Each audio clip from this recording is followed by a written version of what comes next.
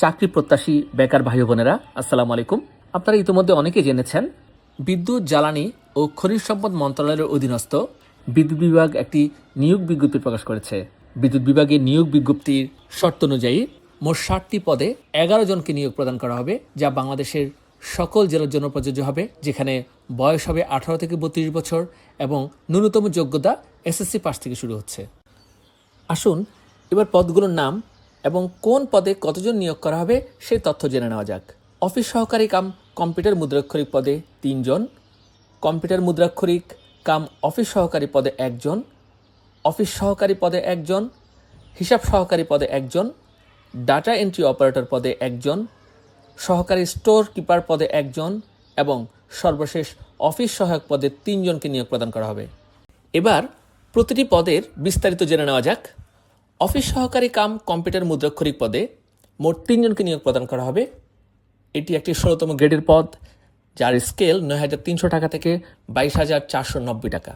Office সহকারী cum computer মুদ্রাক্ষরিক পদের যে যোগ্যতা ধরা হয়েছে তা হলো এইচএসসি বা সমমানের পরীক্ষা উত্তীর্ণ হতে হবে, কম্পিউটার ব্যবহারে দক্ষতা থাকতে হবে, মুদ্রাক্ষরিক গতি পরীক্ষায় উত্তীর্ণ হতে হবে, গতি বাংলায় প্রতি মিনিটে 20 শব্দ এবং ইংরেজিতেও প্রতি মিনিটে 20 শব্দ টাইপ করতে জানতে হবে। এরপর আছে কম্পিউটার মুদ্রাক্ষরিক কাম অফিস সহকারী। কম্পিউটার মুদ্রাক্ষরিক কাম অফিস সহকারী পদে 1 জনকে নিয়োগ প্রদান করা হবে। এটিও 16তম গ্রেডের একটি পদ, যার স্কেল 9,300 টাকা থেকে 22,490 টাকা। কম্পিউটার মুদ্রাক্ষরিক কাম অফিস সহকারী পদের যে যোগ্যতা নির্ধারণ করা হয়েছে, এইচএসসি বা সমমানের পরীক্ষা উত্তীর্ণ হতে হবে, কম্পিউটার ব্যবহারে দক্ষতা থাকতে হবে, মুদ্রাক্ষরিক গতি পরীক্ষা উত্তীর্ণ হতে হবে এবং গতি বাংলায় এবং ইংরেজি উভয় ক্ষেত্রে মিনিটে 20 শব্দ লিখতে পারার সক্ষমতা থাকতে হবে। এরপর আছে অফিস সহকারী পদ। এই পদেও 1 জনকে নিয়োগ প্রদান করা হবে।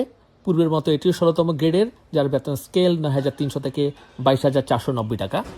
এইচএসসি বা সমমানের পরীক্ষা উত্তীর্ণ হতে হবে, কম্পিউটার ব্যবহারে দক্ষতা থাকতে হবে, 6 মাস মেয়াদী কম্পিউটার কোর্স করা থাকতে হবে এবং কম্পিউটারের গতিবেগ বাংলা এবং ইংরেজি উভয় ক্ষেত্রে 20টি করে শব্দ প্রতি মিনিটে লিখতে পারার সক্ষমতা থাকতে হবে।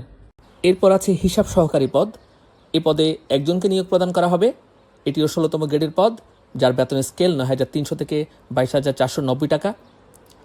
এইচএসসি বা সমমানের পরীক্ষা উত্তীর্ণ হতে হবে।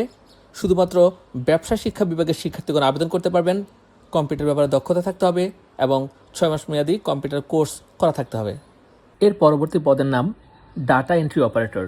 এই পদেও 1 জনকে নিয়োগ প্রদান করা হবে, যা 16তম গ্রেডের পদ, স্কেল 9,300 টাকা থেকে 22,490 টাকা।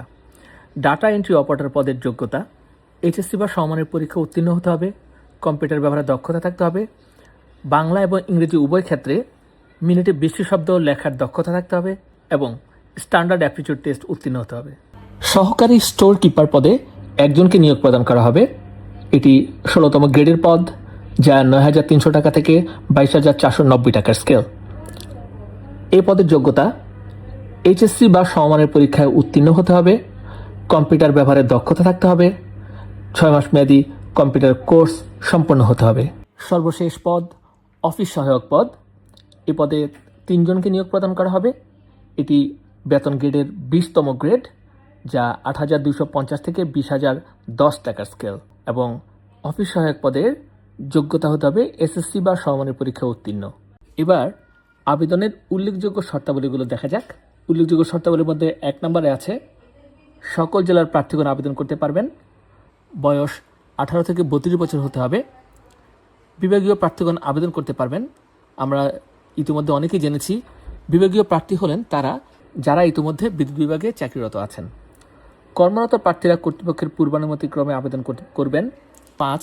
নিয়োগের ক্ষেত্রে সরকারি সকল বিধিবিধান অনুসরণ করা হবে। 6. অনলাইনে আবেদন করতে হবে, সরাসরি বা ডাকযোগে আবেদন গ্রহণযোগ্য নয়। 7.